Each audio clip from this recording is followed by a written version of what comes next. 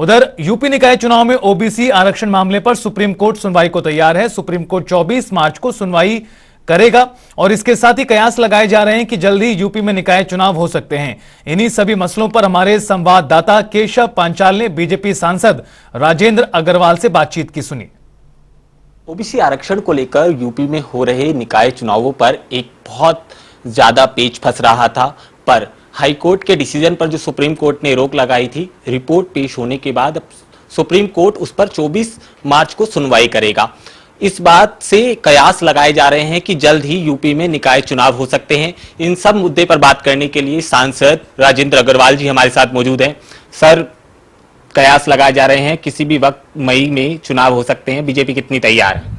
नहीं, बीजेपी तो हमेशा तैयार रहती है और बीजेपी के बारे में बाकी लोग भी अब इस बात को जानते हैं कि हम लोग 12 महीने 24 घंटे काम करने वाली पार्टी हैं और चुनाव नहीं भी होते हैं तो भी हम सक्रिय रहते हैं, सेवा के क्षेत्र में कुछ न कुछ काम करते रहते हैं।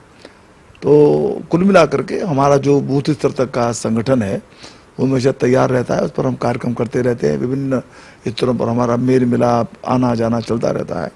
हम हमेशा तैयार हैं और ये चुनाव हमको भी अपेक्षा है कि अप्रैल में या मई में हो जाना चाहिए। और रिपोर्ट से एक आशंका रहती है कि कोई आयोग होता है तो बहुत बार वो समय सीमा बढ़वा लेता है, कोई काम अधूरा रह जाता है, तो उसने बड़े एक निश्चित समय सीमा के अंदर अपनी रिपोर्ट भी दे दी। और जैसा आपने कहा कि हाई कोर्ट सुप्रीम कोर्ट वाला जो विषय है वो भी आशा है कि वहाँ से भी क्लियरेंस हो जाएगा। तो हम तैयार हैं, अप्रैल में चुनाव हो, मई में चुनाव हो। और हमारी तैयारी का अर्थ ये भी है कि हम सभी नगर निगमों में, नगर पालिकाओं में और अधिकांश नगर पंचायत में अपनी जीत दर्ज करेंगे।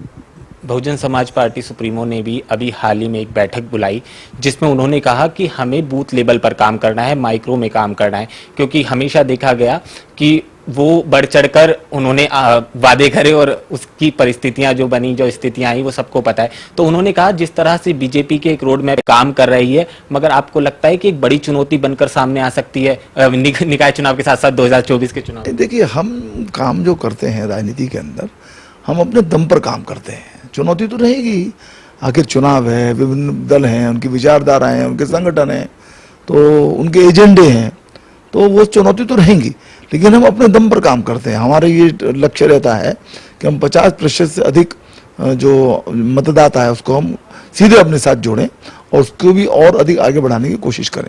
और जैसा मैंने कहा कि उसके लिए हमारा तंत्र पूरा का पूरा हमारे पास है संगठन का, फिर हमारा नेतृत्व है, हमारी सरकारों के काम है, इस आधार पर हम करते हैं। तो इससे कोई चुनौती की बात उस रूप में नहीं है।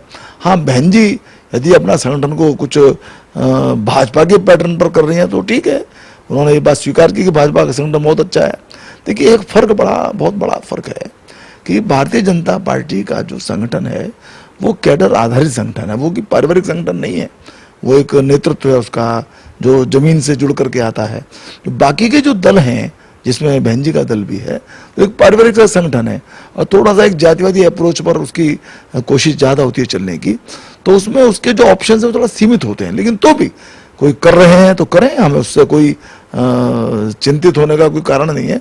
मेहनत करें, चुनाव हो और हम जीतेंगे। एक आखिरी सवाल सर, इस बात को विपक्ष भी मानता है, जो पुरुष समर्थक है बीजेपी का, आधी आबादी वाला कह लीजिए, वो बहुत सशक्त है और उसे तोड़ना बहुत ज्यादा मुश्किल विपक्ष के लिए साबित हो रहा है। मगर जो आधी आबादी बचती है उन महिलाओं के लिए बीजेपी ने योजना तो चलाई, मगर उन्हें एकजुट कर उसी तरह से कन्वर्ट कर जिस तरह से पुरुष हमारा एक स्थायी वोटर है, उस तरह से कोई रणनीति तैयार है बीजेपी की? नहीं, महिलाओं के सशक्तिकरण के बड़े व्यावहारिक स्तर पर काम मोदी जी की सरकार में, योगी जी की सरकार के अंदर हुए हैं। महिलाओं की इतनी चिंता कभी देखा जाए तो आज तक हुई नहीं। उज्ज्वला योजना हो, वो जो बिजली पहुंचाने की योजना हो, यानी हम मकान तक भी जो प्रधानमंत्री आवास योजना में दिए जाते हैं उसकी मालिक जो है महिला होती है, राशन कार्ड की जो प्रमुख है वो महिला होती है। यानी ऐसे बहुत सारे विषय हैं जो हमने महिला के सशक्तिकरण की दृष्टि से किए हैं और उसमें से उनकी स्थिति सुधरी है। और आंकड़ा तो बल्कि यही है कि हमको महिलाओं का समर्थन, सभी का समर्थन है, लेकिन महिलाओं का समर्थन बहुत स्थानों पर पुरुषों के द्वारा समर्थन दिए जाने से भी अधिक होता है। बहुत बहुत शुक्रिया सर हमसे बात करने के लिए। भारतीय जनता पार्टी से सांसद राजेंद्र अग्रवाल जी हमारे साथ थे, जिनका साफ तौर से कहना था कि निकाय चुनाव की बात हो या आने वाले 2024 के लोकसभा चुनावों की बात, बीजेपी पूरी तरह से तैयार है। जिस भी वक्त निकाय चुनावों की तारीख निर्धारित होती है, बीजेपी एक बड़ी जीत हासिल करेगी। कैमरा पर्सन आकाश सक्सेना के साथ केशव पांचाल, जनता टीवी, दिल्ली।